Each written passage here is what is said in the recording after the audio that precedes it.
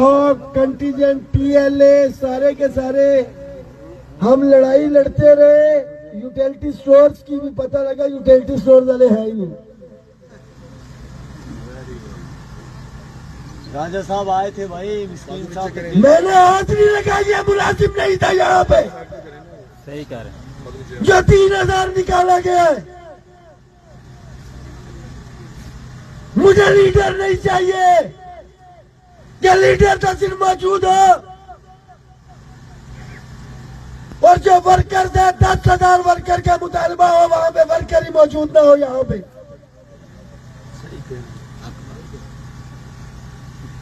ہمارے اداروں کی اور اسکولوں کی نجکاری کے حوالے سے, جس میں ہماری ڈسکوز, ہمارے اسکول, ریلوے اور دیگر الائنس میں یوٹیلٹی سٹور بھی شامل ہے. اس میں پنجاب کی بات کمیٹی بنے گی, پنجاب میں ہوگی. رانا ثناء اللہ صاحب مریم نواز شریف کے ساتھ آپ کے قائدین کو بٹھاتی ہیں, یہ تمام چیزیں ادھر جائیں گی. لیو ان کیشمنٹ علیحدہ, SSEs ہیں, لیڈیز ہیلتھ ورکرز ہیں, SSEs AEOs کی, بلکہ میں تو سمجھتا ہوں جو ایجوکیٹرز کی عدالت سے سروس ریگولرائزیشن کا مسئلہ تھا وہ بھی رکھنا چاہیے. لیڈیز ہیلتھ ورکرز ہیں, لیب اٹینڈنٹس ہیں, ایک لمبی لسٹ ہے.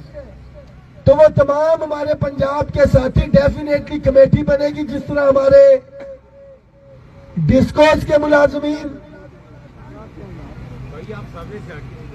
ریلوے کے ملازمین, پاسکو جو ہمارے الائنس میں بھی شامل, یوٹیلٹی سٹور, پوسٹ آفس, ان کے قائدین بیٹھیں گے, حکومتی نمائندے بھی انشاءاللہ تعالیٰ بیٹھیں گے اور اپنا موقف رکھیں گے. وہاں پہ پیچھے پیچھے نہیں پھرنا پڑے گا. سیکٹری منسٹرز کو ان کو بلایا جائے گا انشاءاللہ تعالیٰ, اور موقف ہمارے قائدین بالکل ٹھوک کے رکھیں گے اپنے تمام جسٹیفیکیشنز کے ساتھ.